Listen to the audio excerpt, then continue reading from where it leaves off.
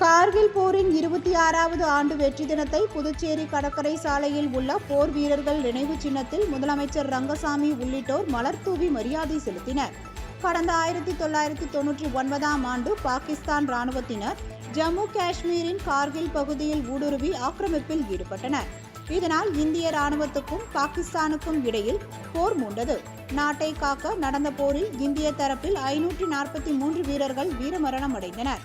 பாகிஸ்தான் ராணுவத்தை விரட்டியடித்து கார்கில்லை மீட்டு வெற்றி பெற்றதன் நினைவாக ஆண்டுதோறும் ஜூலை 26ஆம் நாள் கார்கில் வெற்றி தினமாக கொண்டாடப்பட்டு வருகிறது.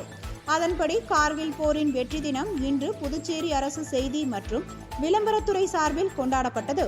இதனையொட்டி கடற்கரை சாலையில் உள்ள போர் வீரர்கள் நினைவு சின்னத்தில் முதலமைச்சர் ரங்கசாமி, சட்டப்பேரவை தலைவர் செல்வம் மற்றும் அமைச்சர்கள், சட்டமன்ற உறுப்பினர்கள், தலைமை செயலர், காவல்துறை அதிகாரிகள், ஓய்வு பெற்ற முப்படை அதிகாரிகள், ராணுவ வீரர்கள் ஆகியோர் போர் வீரர்கள் நினைவிடத்தில் மலர் வளையம் வைத்து மரியாதை செலுத்தினர்.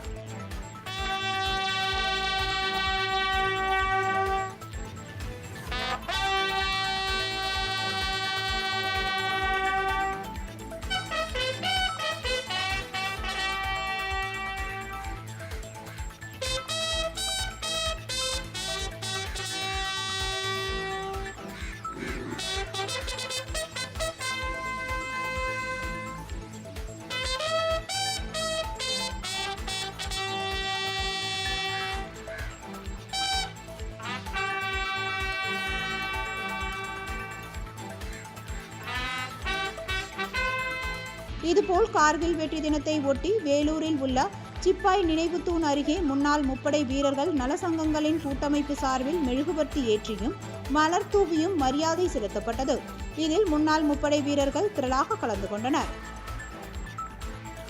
இந்திய திருநாட்டிற்காக கார்கில் போரில் உயிர் நீத்த முன்னாள் ராணுவ வீரர்களுக்கு வேலூர் எங்கள் முன்னாள் இராணுவத்தின் சார்பாக அவர்களுக்கு மௌன அஞ்சலி செலுத்தும் வகையில் இந்த ஏற்பாடை நாங்கள் செய்து கொண்டுள்ளோம்.